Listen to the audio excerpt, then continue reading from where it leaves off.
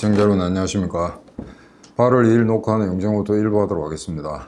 오늘이 벌써 8월 2일인데 여러분들 한 달만 견디면은 이런 혹세는 좀 지나가지 않을까 그렇게 지금 생각하고 있습니다. 언론 보도에 따르면 무슨 12만 년 만에 처음 오는 더위라고 하는데 그 어떻게 12만 년 전에 기온을 어떻게 측정한지는 모르겠습니다만 아무튼 정말 무덥다는 느낌이 듭니다. 아마 작년보다 훨씬 무더운 것 같고요. 근데 되게 우리 경험으로서는 8월 15일 지나면 좀 찬바람이 불기도 하는데 올해는 어떨지 한번 두고 보도록 하겠습니다. 자, 그럼 지금 중국 러시아 이야기를 좀 하도록 하겠습니다. 이 두 나라가 이제 러시아는 완전히 고립이 됐고 중국도 서서히 고립되고 있는 현재 진행형의 나라입니다. 서구 사회로부터 계속 이제 의심의 눈초리를 바라볼 수밖에 없는 그런 상태이기 때문에 두 나라가 더욱 가까워지는 것은 지극히 당연한 일이죠. 원래 외톨이가 되면 둘이가 이렇게 또 사이코들이라도 같이 친하게 되어 있습니다. 근데 이게 단순히 이제 경협 같으면 문제가 다른데 이게 안보적으로 굉장히 이제 긴밀한 관계를 형성하면서 유럽뿐만 아니라 인태 지역에서도 하나의 위협 요인이 되고 있다 하는 그 양상을 좀 들여다보도록 하겠습니다. 지금 오늘 8월 1일인데 7월 말에 정확하게 제가 날짜는 기억 안 납니다만 한 일주일 정도 중국하고 러시아가 동해상에서 해군 연합 훈련을 실시했습니다. 이거는 오히려 우리보다는 일본이 더 아마 촉각을 세우고 굉장히 긴장했던 것 같은데 이런 훈련이 한두 번이 아니죠. 근데 점점 할수록 아마 그 동원되는 군함의 척수가 많아지고 있다는 게 사실이고요. 그 다음에 대개 이제 미국, 영국, 일본 이 3개국의 해군은 서로의 항공모함에 이제 서로의 그 함재기를 갖다가 안착시켜내는 훈련들 쭉 해왔더랬습니다. 근데 중국과 러시아는 그러질 않았는데 최근에는 중국 함재기가 러시아 항모에 안착하고 그 다음에 러시아의 함재기가 중국 항모에 이제 착륙하는 이런 연습을 갖다가 지금 계속 하고 있습니다. 그래서 이번에 완전 확인이 된 것 같은데 이런 건 이제 서방 쪽에서는 굉장히 이제 관심을 가지고 지켜봐야 될 상황이죠. 걔들의 소프트웨어 능력이 어느 정도인가, 그 다음에 실질적으로 만약에 전쟁이 터졌을 때 중국과 러시아가 연합작전을 하면서 미국, 일본 그 어떤 방식으로 싸울 건가 하는 것 갖다가 지금 예측해 볼 수 있는 그런 어떤 기회들을 자기들이 지금 노출시키고 있기 때문에 서방으로서는 상당한 관심거리일 겁니다. 그런데 이제 여기에 대해서 최근에 중국이 시진핑이 프로젝트 141이라는 거 만들어냈습니다.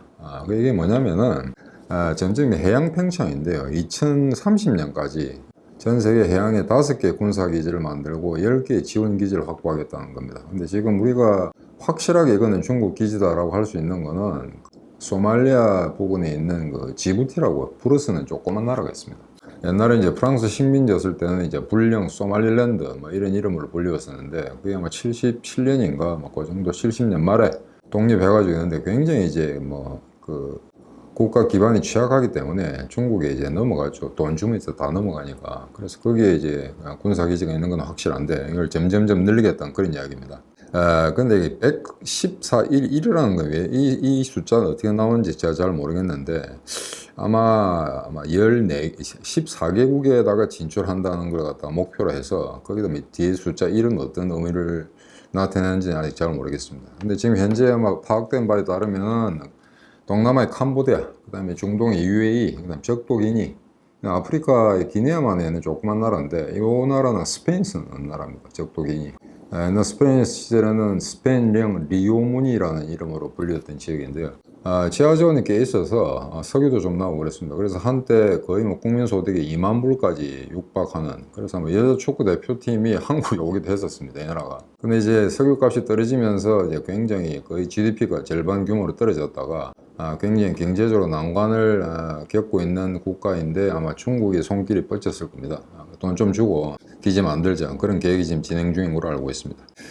그 다음에 이제 이게 조금 지난번에 나와서 제가 간단하게 언급하긴 했었는데 쿠바의 과거에 이제 냉전 시절에 그 러시아하고 협력해가지고 소련하고 협력해가지고 미국을 갖다 감시하는 그런 여러 가지 이제 장비들을 설치를 했었는데 그걸 갖다가 중국이 이용하겠다는 그런 아마 움직임이 나타나고 있는 것 같습니다. 그래서 이미 오래전에 6월 달에 그 워싱턴 월스트리트 저널입니다. 죄송합니다. 월스트리트 저널이 이 통신 교란을 할 수 있는 그 스파이 시설 설치에 중국과 쿠바가 합의를 했다, 이런 걸 이제 발표를 했었는데, 그 당시에 미 국방부에서는 또는 뭐 국무부에서는 뭐 그런 거는 아직 확인된 바가 없다라고 했습니다만, 좀 심상치 않습니다. 최근에 이제 미 연방통신위원회가 중국이 러시아 시설을 지금 활용 중이다라는 사실을 아예 확인을 해버렸습니다. 행정부가 주춤한 사이에 의회 차원에서 조사를 해서 이거는 그냥 묵과할 수 없다. 왜냐하면 쿠바라는 게 이제 미국의 바로 코앞인데, 거기에 막 과거처럼 중국의 미사일 기지가 설치되는 것은 아니라 하더라도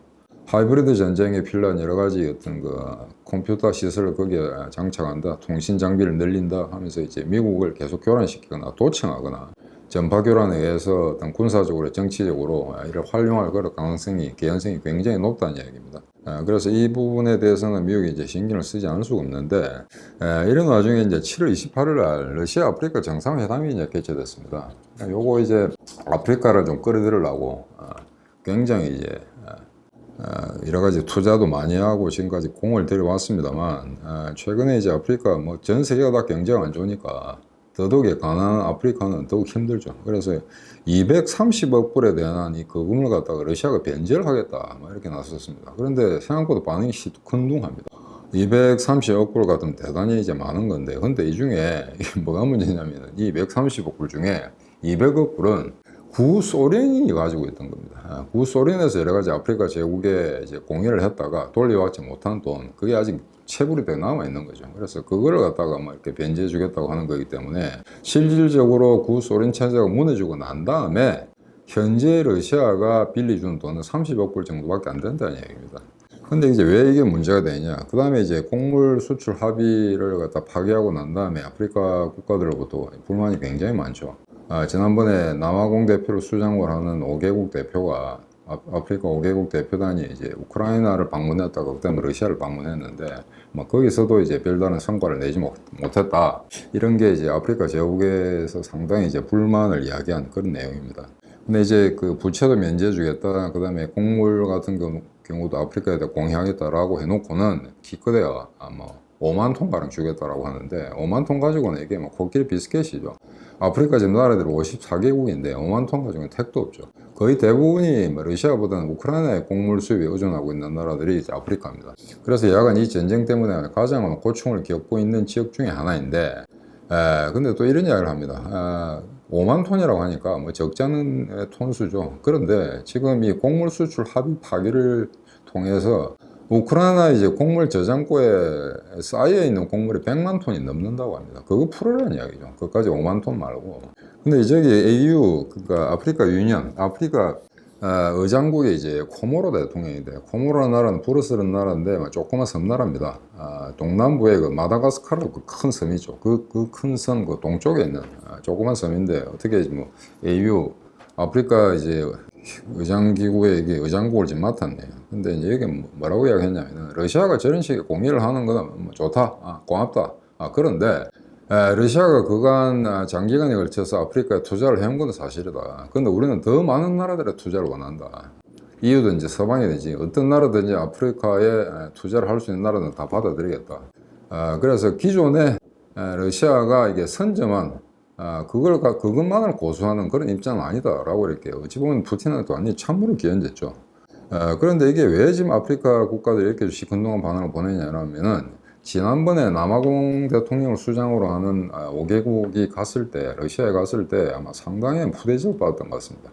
그리고 거기에 이제 5+1로의 회담을 하는데, 휴전안 같은 거 갖다가 이제 평화교섭안 같은 걸 아프리카가 제안을 했죠. 그러면은 그게 말이 안 되는 소리를 하더라도 일단은 검토하겠다, 나중에 이제 입장을 알려주겠다라고 하면 되는데, 바로 면전에서 푸틴이 면박을 주면서 그거는 못한다고 했다는 겁니다.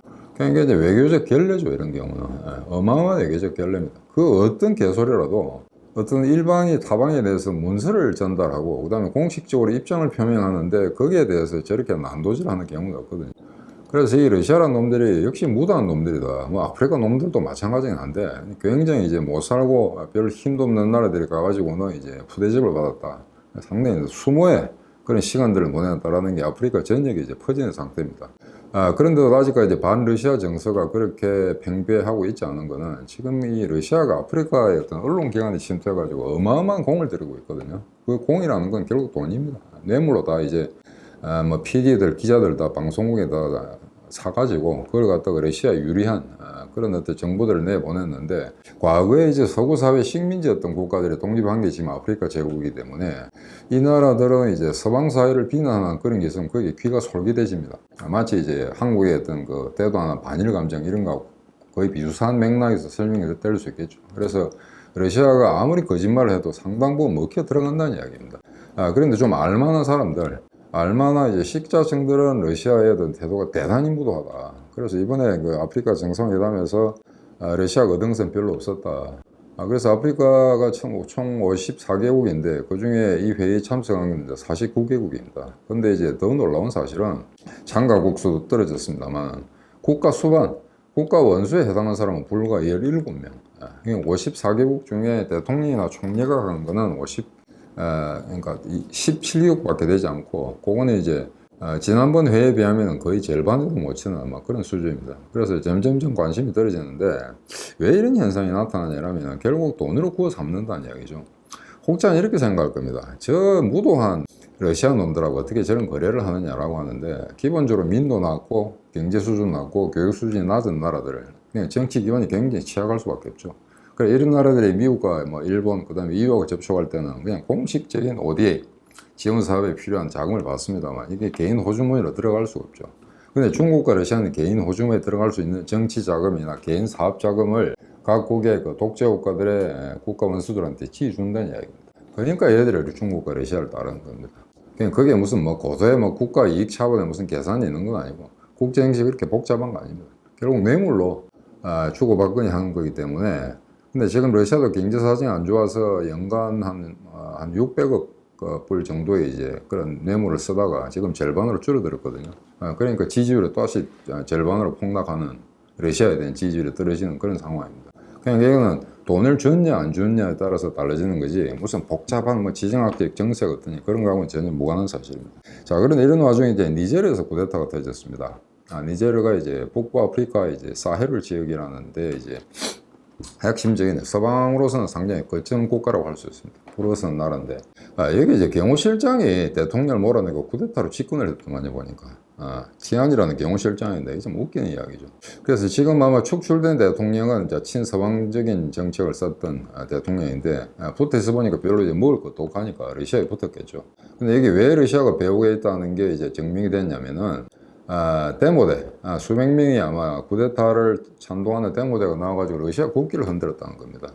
그리고 프리고진은 그에 대해서 서방의 제국주의 세력을 축출하고 러시아가 니제르 국민을 보호하기 위한 쾌거다 뭐 이딴 언급을 한 거로 봐서는 나름 내부 공작이 있었던 것 같습니다. 아마 그거는 굳이 뭐 설명을 안 들어도 여러분 잘 아실 건데, 그 다음에 이거는 이제 페이크 뉴스인가는 모르겠어요. 제가 100% 확인 안 했습니다만 이 쿠데타 터지고 나니까 옆에 있는 부르키나파소, 그 다음에 말리, 요런 나라들이 지금 현재 쿠데타로 집권한 정부를 지지한다. 그래서 여기에 만약에 서방의 개입이 있을 때는 니제르를 군사적으로도 지원할 수 있다라고 이야기했는데, 요번에 페이크 뉴스인지 아닌지 아직 100% 확인을 못했습니다. 근데 요 세 나라들은 결국 바그너 그룹에 들어가 있었던 이야기죠. 그러니까 지금 프랑스의 마크롱 같은 경우에는 지금 거기 이제 축출된 대통령이 복권되기를 바란다 이렇게 하고 군사 개입은 없다, 사실 무근이다라고 이야기했는데, 이 티아니 이작자는 이제 지금 쿠데타를 하고 난 다음에 또 이렇게 초를 치는 거죠. 그리고는 프랑스의 마크롱이 아마 내부에서 이제 외부에서 군사 개입을 해서 다시 쿠데타를 다시 전복시키러 간다. 그래서 여기 뭐 국민적인 대동단결이 필요하다, 막 이런 식으로 이야기를 하는 것 같습니다. 그런 뭐 회담을 했을 수도 있겠죠. 그런 내부 회의를 프랑스에서 했을 수도 있겠으나, 그래서 서프론 군사 개입은 좀 힘들 거라 보는데, 이 프랑스권 그 서부 아프리카 국가들은 자체에도 협력 기구했습니다. 그래서 이미 니제르라든가 말리라든가 부르키나파소 이런 나라는 정변, 쿠데타 뭐 이런 걸로 지금 정권이 바뀐 상태이기 때문에 이런 경우에는 자금 조달을 끊습니다. 오데이라든가 그 다음에 여러 가지 지금 추진하고 있는 협력 사업도 중단하기 때문에 이 세 나라는 어차피 지금 프랑스가 주도하는 그 서부 아프리카 경제 공동체, 경제기구 거기로부터는 자금전을 전혀 받지 못하는, 그러니까 국민들의 삶은 점점 피폐해지겠죠. 그래서 이거는 분명히 뭐 러시아의 개입이 있었다. 그래서 이제 니제르가 그간에 사실은 서방 측에서 굉장히 공을 들였던 나라인데, 물론 이제 대통령도 친서방 대통령이 선출된 상태고, 근데 이게 쿠데타로 이렇게 넘어가 버렸기 때문에 이거는 상당히 서방으로서는 큰 손실이 아닐 수 없습니다. 근데 이제 부르키나파소라든가 말리라든가 이런 나라도 그간에 바그너 그룹이 들어가서 이제 그 쿠데타라든가 내란이라든가 이런 걸 선동하면서 광산 채굴권이라든가 어떤 지하자원 그런 것도 독점권을 확보하게 되는 거죠. 그래서 그런 아마 사업의 연장선상에서 니제르에도 이런 사건이 일어난 게 아닌가 그렇게 좀 보고 있습니다. 그래서 중국과 러시아 최근에 이제 경제 협력 관계를 좀 보겠는데 당연하죠. 수출 볼륨, 수입 볼륨이 굉장히 늘어났습니다. 그래서 7월 13일 날 이제 통계에 따르면은 올해 6월이 보면은 중국이 러시아에다가 하는 이제 수출에 이게 사상 최대치로 늘어났습니다. 무려 우리 돈으로 30조 원입니다. 그러니까 208억 3천만 불인데, 이걸 감안해서 보자면은 작년 2020년도에 이제 교육계획이 1,900억 불이었습니다. 이게 사상 최대였죠. 그래서 요거는 이제 전년 대비 2021년 대비해서 무려 30%가 증가한 그런 상황입니다. 그리고 러시아가 이제 서방 쪽에 석유나 가스 같은 걸 제대로 좀 팔지를 못하니까 중국하고 인도가 이제 대거 사들이는 상황인데, 중국이 러시아 에너지를 수입하는 게 무려 810억 불.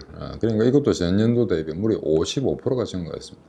근데 인도도 이제 뭐 이거보다 많거나 아니면 그 정도 이제 양을 갖다가 러시아로부터 사들이는데, 제가 지금까지 파악한 바로는 달러로 결제하지 않았던 것 같습니다. 그러니까 인도는 인도 화폐 주고 러시아에 줬고, 그러니까 그 돈으로 인도 물건을 사라는 이야기죠. 그 다음에 중국 역시 러시아에 대해서 달러로 지불하지 않았을 겁니다. 위안화로 결제했을 겁니다. 그래서 이 지금 러시아와 중국과의 이제 경협 관계, 이제 결과적으로는 우크라이나와의 전쟁을 통해서 러시아 경제 어떤 정치적 안보적 지위가 계속 몰락하는 그런 상황이기 때문에, 어떻게 보면 이번 전쟁에서 가장 지금까지 아주 편협한 국가 이익의 관점에서 보자면은 중국이 가장 많은 편익을 취하고 있다 이렇게 봐야 될 것 같습니다. 지금까지는 오히려 이제 세계에서 최초로 사회주의 혁명을 성공시켰던 러시아가 그런 어떤 권위주의 독재 국가들의 수장 역할을 했었는데, 특히 이번 전쟁을 계기로 거의 이 주도권이 중국으로 넘어왔다고 봐야 되겠죠. 전 세계 사람들이 다 그렇게 평가를 하고 있고, 누가 봐도 그런 아마 이미지를 풍길 겁니다. 거기다가 더욱더 이제 러시아는 경제적으로 중국에 의존할 수밖에 없다 이런 상황인데, 최근에 또 재미난 통계가 나온 게 러시아에서 신차, 새로운 차를 판매하지 않습니까? 그 신차 판매 광고를 낸 회사가 14개인데 그중에 11개가 중국 회사입니다. 그냥 자동차뿐만 아니고 지금 러시아 내 어떤 가전제품, 노트북, 스마트폰 전부 중국 기업이 장악하고 있다는 거죠. 그래서 삼성 핸드폰 같은 경우에는 뭐 지금 중국에 한때는 뭐 25%, 30%까지 점유율이 올랐었는데 지금 거의 0%대, 1%도 안 된다는 이야기입니다. 그냥 그것도 상품 불매 운동을 하는 거죠, 얘들이. 심지어 듣기로는 중국에서 지금 삼성폰을 쓰면은 그게 뭐 비애국자다, 매국노다, 뭐 이런 소리를 듣는 것 같습니다. 그러니까 이런 상품 불매 운동 하는 나라는 21세기에 딱 두 나라 있습니다. 한국하고 중국입니다. 비슷하죠. 그래서 지금 이 일반 가전제품, 그 다음에 소비제품 이것뿐만 아니고 지금 드론 같은 경우도 중국이 이제 값싼 드론을 많이 생산해내고 있는데, 우크라이나도 공식적으로 중국으로부터 드론을 수입해 쓰고 있습니다. 근데 러시아는 이게 보니까 중국이 러시아에 드론 판매하는 그 판매 대수가 우크라이나에 무려 30배입니다.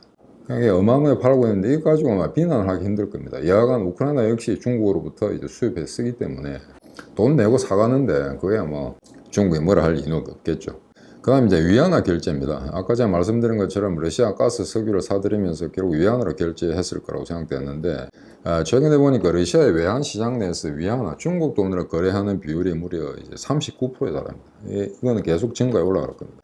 달러를 갖다 송금하고 받지를 못하니까 결국 이제 대체 자산으로서 이제 위안화를 쓸 수밖에 없는 그런 상황인데, 위안화 수출 결제, 러시아의 수출 결제를 보면 우크라이나와 전쟁이 있기 전에는 1%도 안 됐습니다. 0.4%. 근데 지금 현재 16%를 갖다가 위안화로 결제하고 있다. 뭐 이런 상황입니다. 그래 이걸 보면은 단순히 어떤 그 석유 가스 대금뿐만 아니고 거의 모든 어떤 비즈니스상의 결제를 위안화로 하는 추세가 점점 늘어나고 있다. 뭐 이렇게 봐야 되겠죠. 근데 이거 가지고 너무 여러분들 조바심 낼 필요는 없습니다. 위안하고 달러하고 유로하고 어느 거 할래라고 하면 위안화를 선택한 나라는 없습니다. 그런 사람도 없고요. 그러니까 그거는 지금 돈이 10억, 20억 있는데 자식을 미국으로 유학 보낼래, 중국, 러시아로 보낼래 할 때 100% 미국으로 보내는 거하고 똑같은 이야기입니다. 그냥 그게 이제 달러의 패권이 무너지고 있다라고 이제 섣불리 점치는 그런 유튜브들이 꽤 있는데 그런데 별 현혹될 필요는 없습니다.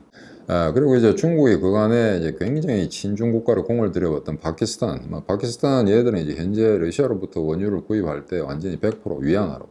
그러니까 중국이 아님에도 불구하고 파키스탄인데 파키스탄은 러시아하고 석유, 가스 거래를 할 때도 위안화로 한다. 그걸 이제 러시아가 받아들일 수밖에 없는 그런 상황입니다. 그래서 마지막으로 이제 북한 전술정 동약 지난해 7월 27일이었죠. 상당히 좀 이렇게 쇼킹한 그런 화면들이 많이 나왔습니다만 쇼이구 국방장관 이게 이제 군사 대표단 수장으로서 갔는데 러시아 이제 국방부에 타협이 갔다는 게 이제 굉장히 중요합니다. 근데 중국에서는 지금 뭐 그 정도 수준은 아니고 리풍중이라고 이름도 좀 어려운데 리풍중 전인대 상무위원회 부위원장입니다. 그러니까 정치 서열로 보면은 뭐 21위, 23위 그 정도 되지 않을까 싶은 생각이 드는데 문제는 이제 이런 의전상의 이제 격차도 있습니다만 이쪽은 쇼이고 워낙 이제 전 세계적으로 이번 전쟁을 통해서 알려진 인물이 같다. 막 이러다 보니까 완전히 이제 의전상의 홀대가 일어나는 거는 사실이죠. 그래서 중국 대표단하고 김정은이 만난 거는 무려 러시아 대표단을 접견하고 난 이틀 뒤에 오늘 만난 게 아니고 이틀 뒤에 만났다는 이야기입니다. 그래서 쇼이구하고는 이미 뭐 독대도 하고 이제 밥도 같이 먹고 이제 그다음에 이제 그 군사 박람회 거기도 데리고 와서 전시장도 이제 직접 설명도 하고 프레드도 같이 보고 했는데 물론 이제 프레드 그 사진을 보면 중국 대표하고 나란히 같이 서 있습니다만 중국 대표가 시진핑 친서를 가져왔는데 되게 친서를 받으면 이제 그 뭐 의장기가 있고 이렇게 제대로 갖춰진 방에서 이렇게 접수하는 그런 게 사진이 찍고 이럽니다만 지금 자료 화면에 띄우는 사진을 보시면은 길 가다가 어느 건물의 복도상에서 지나치다가 이렇게 건네주는 그런 장면이 이제 포착됐습니다. 이게 왜 이제 그냥 제대로 된 정식 의전 절차를 거친 게 아니라고 생각되냐면 그 사진 뒤에 한번 보십시오. 쇼이구 국방장관이 보이지 않습니까? 그냥 김정일과 쇼이구하고 같이 나란히 이동하다가 리용중 이리 와보게 이래 된 겁니다. 그러니까 리용중이가 자 이렇게 시진핑이 친서라고 주는 거죠. 그래서 이건 어찌 보면은 물론 이제 정치적 서열이 낮은 인간을 보내긴 했습니다만 중국으로서는 상당히 괘씸할 거고 일부 좀 식자들은 이렇게 이야기하는 사람도 있습니다. 러시아 같은 경우는 지금 미국과 완전히 등을 돌린 상태지만 중국은 여하간 경제 부흥을 위해서라도 미국과 완전히 대척점에 설 수는 없기 때문에 어느 정도 밸런스를 맞췄다. 그리고 러시아는 이미 막갑하지만 중국은 어느 정도까지는 이제 유엔 상임이사국 이사국으로서 북한의 제재라든가 이런 것에 대해서 지금 기본적으로 러시아하고 똑같은 입장입니다만 어느 정도까지는 미국과 서방의 눈치를 보면서 조금 이제 밸런스를 맞추겠다 하는 그런 의도가 아니었겠는가. 그래서 굉장히 정치 서열이 낮은 사람을 보냈다. 뭐 이런 식의 해석을 하기도 합니다만 그거는 지금 현재 중국의 어떤 폐쇄성 그런 측면에서는 우리가 확실하게 답을 얻기는 힘듭니다. 결국 이것도 뭐 아까 말씀드린 것처럼 중국과 러시아가 정치 경제적으로 고립된 상태에서 둘이가 가까워질 수밖에 없다는 것처럼 이번 전성절이 이제 거의 뭐 사상 최대 규모로 된 것 같습니다. 러시아 국방장관이 참석하는 경우가 거의 없었고 그 다음에 우리가 이제 쇼이구 국방장관 보게 되면은 이제 대부분이 푸틴하고 이야기하면서 이제 침울한 굉장히 이제 인상을 쓰는 그런 장면으로 봤었는데 굉장히 파한대소하는 굉장히 계속해서 이제 웃는 얼굴로 김정은과 만나는 게 포착이 됐습니다. 그래서 이게 정말 뭐 휴가를 온 게 아니라고 나왔는데 휴가 온 것처럼 그래 보이기도 합니다. 굉장히 저렇게 잘 웃는 기분 좋은 상태의 쇼익을 우리가 본 적이 없었거든요. 그래서 이번에 뭐 김정은도 직접 나와가지고 이제 난리를 친 모양인데 여기서 하나 또 재밌었던 거는 뭐 신형 무기 공개하면서 그 미국의 MQ-9이라는 리퍼 그거와 유사한 아니 그보다는 오히려 뭐 RQ-4던가요? 그러니까 글로벌 호크라는 거 미국하고 한국이 쓰고 있는 그거하고 거의 유사한 짝퉁 드론을 선보였던 것 같습니다. 그런데 전문가들은 설마 미국 정도의 성능을 가진 그런 기체를 만들 능력은 없을 거다. 그래서 저거는 거의 뭐 전시품 그냥 껍데기만 갖다 놓은 게 아니니까 그 다음에 만약에 그 안에 소프트웨어를 장착시켰다 한다 하더라도 그런 어떤 감시 카메라라든가 그런 기능은 뭐 미국이나 한국보다 훨씬 떨어질 거다. 그렇게 지금 추측을 하고 있습니다. 여하간 그런데 뭐 그게 뭐 허풍인지 블라핑인지는 모르겠으나 그런 신형 무기들을 자기들도 개발할 수 있다. 이런 거 갖다가 이제 보여줬는데 이에 대해서는 지금 조금 이제 문제가 있는 게 제가 이름 정확히 기억 안 나는데 지금 현재 인민무력부 북한의 국방장관 말고 그 전에 국방장관이 처형된 적이 있습니다. 근데 이 사람이 이제 처음에 무기가 필요하다고 러시아에 갔었는데 그 당시에 러시아 국방장관한테 이야기를 했죠. 우리 이러저런 무기가 필요하다고 했는데 그때 러시아 국방장관이 꽤 비아냥거렸던 모양입니다. 북한은 세계 최강 군대라며 뭐 최강 군대가 우리한테 와서 뭐 이런 거 달라 저런 거 달라 하느냐라고 이제 비꼬았던 모양입니다. 그래서 이제 빈손으로 북한으로 돌아가 놓으니까 김정일가 노발대발 할 수밖에 없죠. 그런 와중에 공식 회의석상에서 이 북한 국방장관이 졸았던 모양입니다. 그러니까 그걸 갖다가 빌미로 잡아서 이제 처형을 시켰는데 그 이후에 어떤 좀 어정쩡한 그런 러시아와 북한과의 관계가 이번에 전승절 행사를 통해서 일부 좀 복구됐다. 그 다음에 쇼이구로서도 여러 가지 탄환 굉장히 모자라기 때문에 모든 종류의 탄환을 갖다가 다 가져가겠다 이런 게 아마 내밀하게 협의가 됐을 거다 아마 그렇게 보고 있습니다. 근데 여하간 이거는 유엔 안보리 제재에 위반되는 거죠. 뭐 여하간 단순한 무기 체계뿐만 아니고 그다음 미사일이라든가 어떤 전략 물자라든가 일체 것을 수출을 해서는 안 됩니다. 북한과는. 그러니까 쇼이구가 깠다는 것 자체가 하나 이거는 위반 행위다라고 이제 볼 수밖에 없고. 의례적으로 EU가 굉장히 빠르게 비난 성명을 냈습니다. 러북 북한과 러시아의 군사 협력은 이제 국제법 위반이다 이런 걸 쭉 했었고요. 그런데 이제 최근에 또 재미난 이야기가 이거는 좀 확인을 제가 제대로 못했습니다만 우크라이나군이 북한 미사일을 쏘고 있다는 게 지금 보도가 떴습니다. 그러니까 북한이 우크라이나에 직접 줬을 리는 없고 북한군이 쓰던 미사일을 러시아군한테 줬는데 그걸 전투 과정에서 우크라이나가 노획했던 모양입니다. 그래서 그걸 다시 러시아군을 상대로 썼다. 이런 게 아마 포착이 됐는데, 정확한 이제 기종이나 지금 시리얼 넘버 이런 걸 잘 확인은 못했습니다만 아마 상당히 구형인 것 같습니다. 그래서 구형이든 신형이든 당장 이제 아쉬우니까 우크라이나군 썼다는 이야기인데, 자 이렇게 되면은 북한군의 무기가 러시아로 들어가고, 그 다음에 직접적이든 간접적이든 한국이 보유하고 있는 무기, 탄약, 탄환 이런 게 지금 제3국을 통해서 우크라이나 들어가고 이제 점점점 전쟁은 글로벌화 되어 가는 것 같습니다. 자, 그럼 1분 이거로 마치고 우크라이나 전쟁 2부는 다음 시간에 연결해 드리도록 하겠습니다. 안녕히 계십시오.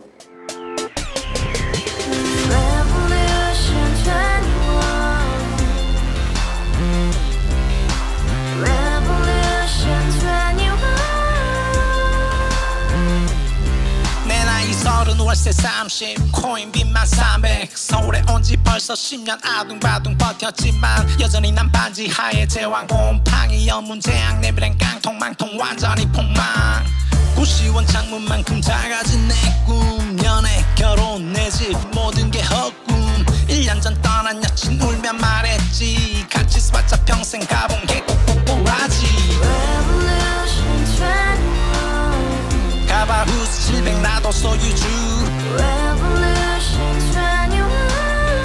가바후스 700 나의 소주 택시기사 우라부지 마트 캐셔 울어무니 우리 집안 다 털어봤자 후줄 그래 개선민 내밀은 거기서 팍 끝난 거지 팍 더 이상 노력 따윈 괴물이 스펙 찾았어 말리 비오는 날 알바 잘려 맨날 학원 날 개쳐 발려 밤비 내리는 양화대교 홀로 걷고 있을 때 현수막에 아로 새겨진 평당 700짜리 아파트 다같이 소리 질러 혁명 21 가바후스 700 나도 소유주 가바후스 700 나의 소주 Together in the house, brand new day, and your dream had just begun. Revolution 21, only hope and happiness. 너의 곁에 내가 영원히 함께. 지금까지 정치인들 입만 열면 찝찝찝 개소리 멍멍멍 쳤다 하면 뻥 잘난 부모 만나 잘난 학교 나오면 뭐 하나 우동살이 꽉 찬 대가리 깡통 소리 통통 저 푸른 초원위에 그림 같은 집을 짓고